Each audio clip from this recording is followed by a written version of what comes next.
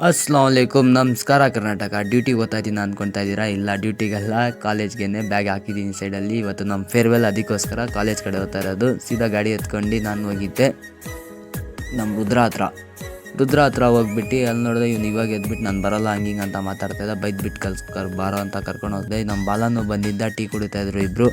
ಆಮೇಲೆ ಅಷ್ಟರಲ್ಲಿ ನಮ್ಮ ರೋಹಿತ್ ಬಂದಿದ್ದ ನನ್ನ ಹತ್ರ ಮೀಟ್ ಮಾಡೋಕ್ಕೆ. ರೋಹಿತ್ ಬಂದ್ಬಿಟ್ಟು ಆಮೇಲೆ ಅಲ್ಲಿಂದ ನಾನು ರೆಡಿ ಆಗಿಬಿಟ್ಟು ಬಾಲಾನು ರೋಹಿತ್ ನಾವು ಹೋಗ್ತಾ ಇದ್ವಿ ಪ್ಯಾಂಟ್ ಐರನ್ ಮಾಡ್ಸೋಕ್ಕೆ ರುದ್ರದು. ಆಮೇಲೆ ನೋಡಿದ್ರೆ ಶರ್ಟು ಇದ್ದಿಲ್ಲ ನನ್ನ ಹತ್ರ. ಶರ್ಟು ತೊಗೊಳೋಣ ಹೊಸದೇ ಅಂತ ಅಂಗಡಿಗೆ ಹೋದಿ. ಅಲ್ಲಿ ನೋಡಿದ್ರೆ ಸ್ಪೆಕ್ಸ್ ಇತ್ತು. ನನಗೆ ತುಂಬ ಇಷ್ಟ ಆಯಿತು ಸ್ಪೆಕ್ಸ್ಗಳು. ಅದಕ್ಕೆ ತೊಗೊಳೋಣ ಅಂತ ಸ್ಪೆಕ್ಸ್ ತೊಗೊಂಡು ಅಲ್ಲಿಂದ ನಮ್ಮ ಭರತ್ನ ಪಿಕ್ ಮಾಡೋಕೆ ಹೋದ್ವಿ. ಭರತ್ನ ಪಿಕ್ ಮಾಡ್ಕೊಂಡು ಸೀದಾ ಬಂದಿದ್ದೆ ಕಾಲೇಜಿಗೆ. ಪ್ರೋಗ್ರಾಮ್ ನಡೀತೈತೆ ನೋಡಿ.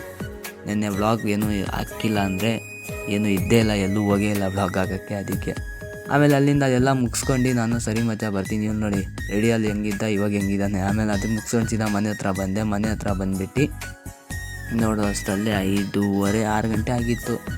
ಗಾಡಿ ಹಾಕ್ಬಿಟ್ಟು ಇಷ್ಟೇ, ಇವತ್ತು ನಾಳೆ ಸಿಗೋಣ.